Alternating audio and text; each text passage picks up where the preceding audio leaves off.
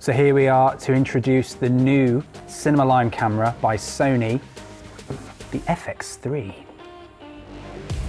So at first glance, the Sony FX3 somewhat resembles the Sony A7S III, which only came out around about somewhere half a year ago. So it's quite interesting that Sony would bring this camera out at the time that they have. The Sony FX6 didn't come out too long ago either. So where does this sit? Well, Sony tell us that this sits right in the middle between the Sony A7S III and the FX6. Straight off the bat, in terms of the resolutions we can record in, we have 4K UHD, so 3840 by 2160. We also have full HD in here, which is 1920 by 1080.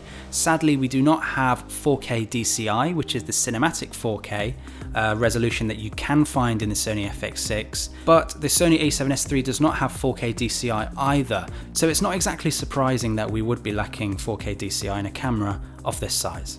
You can strip it down so it just has that small mirrorless camera body sort of look to it, which leaves a very small footprint for when you're out and about doing run and gun shooting, say like you're shooting documentary or news gathering or corporate shooting in a public area. But what does also come with it is this top handle, which includes the two full XLR ports on the top, as well as the sound module, so you can control your sound levels and everything like that. You also have phantom power on here. It does have an on and off switch on the handle, so if you're not using the sound module on top, then maybe that saves on the battery or something, not entirely sure, but you can switch that off so that it doesn't endanger battery life. And with it being a handle as well, just makes it a lot more ergonomic as a cinema camera. And just to clarify, this top handle does come with the Sony FX3, so you don't need to worry about buying it as a separate accessory. So these screws you can't even lose these screws that screw into the body. They're pinned in there, they're kind of springy.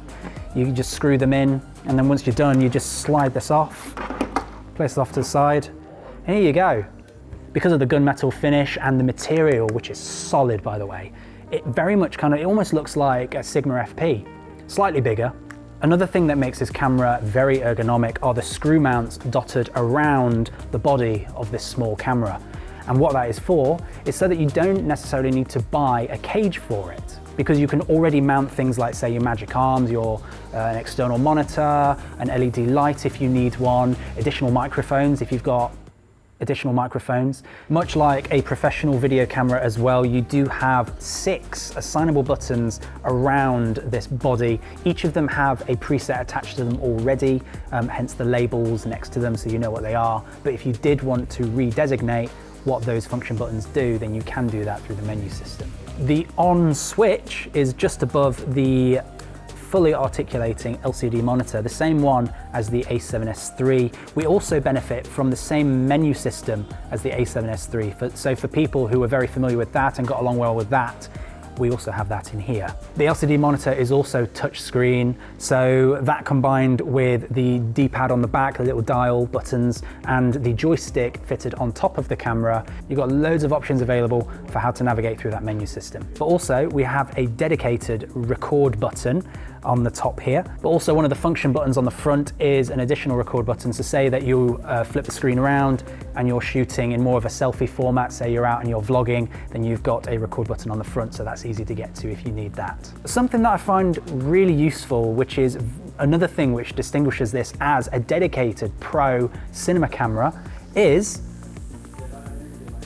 the red lighting that pops up when you hit record. Now it lights up around the recording ring, it also lights up on the back of the camera, so you have a full visual of it recording as you're going. You also get a red ring around your monitor if you want it. You can switch that off if you want to, but that's also there so you can see firsthand that you are in record. And you also have a very subtle little red light on the front, and it's just low-key enough that if you're out and about filming in public, it won't alarm people straight away that you are filming, so it should keep that small footprint. On the side of the camera, you have a full HDMI out, and what that is really useful for is not just for external monitors if you want to use them, but if you have, say, an Atomos Ninja 5, then you can link into that to get 16-bit raw output straight from this camera.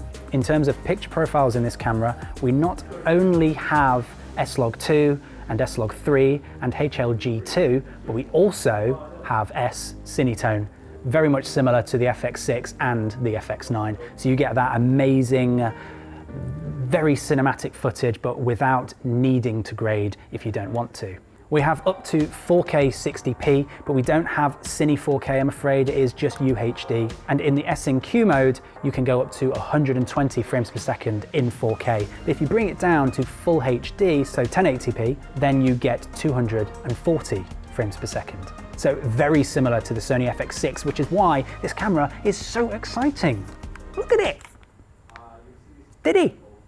And because it's full frame E-mount as well, you have so many lenses out there to choose from. And the auto phase detect in here, it's brilliant. I did some test footage with George. We've got his hair flowing. You've got that auto phase detect in slow motion as well. So you've got a lot to work with. It just frees you up creatively. This is very reminiscent of the time where we got our hands on the A7S III and we could just like run and gun, and we just felt like we could have fun with the camera because it wasn't too cumbersome. For those of you who might be trading up from a Sony A7S III for this camera, it does take the same batteries as the A7S III. So if you are trading up to the FX3 from the A7S III, then you don't have to swap out all those extra batteries that you'd purchased along the way. What the FX3 does have over the A7S III, however, are the ventilation ports around the body, meaning that it will be nice and cool. You can also record for 13 hours, maybe even further, depending that you've got like the power available to keep this baby running, as well as obviously the memory cards, so it can keep recording along the way. Speaking of memory cards as well, this does have dual card slots which support CFExpress Type A cards as well as SDXC, so exactly the same as the A7S III and the FX6, which is just another feature that places it right in the middle of them. You can go either way really. You're either going up from the A7S III or coming down from the FX6, but this is an absolute beast, an absolute brilliant camera. The reason I would go for this over an FX6 is purely because of the size. You've got a lot of firepower in this camera. I know it doesn't have Cine 4K, but for what I'm shooting as a content producer, someone who makes for YouTube, someone who makes for corporate clients, I think this has a lot of features for what it is. It would definitely make an amazing B cam for the FX6, and the FX6 obviously an amazing B cam for the FX9, but having such a diverse, wide range here of differing like price points as well, different features, you can scale your own loadout with all of these cameras that Sony have on offer, and I think that that is really special. So to sum it up, the new Sony FX3 we think is a camera best suited to somebody who is looking for the small form factor of the Sony A7S III, but also requires the professional functionality of the Sony FX6. Now we hope this video was useful to you. If you have any questions at all about the new Sony FX3, then feel free to either give us a call or send us an email, or alternatively you can leave a comment down below and I'll get back to you as soon as I can with all the information that you could need. Now we make loads of content on this channel all about cameras, video and photography, so be sure to subscribe and ring that notification bell so you don't miss out on anything. And thank you very much for watching. I'll see you next time.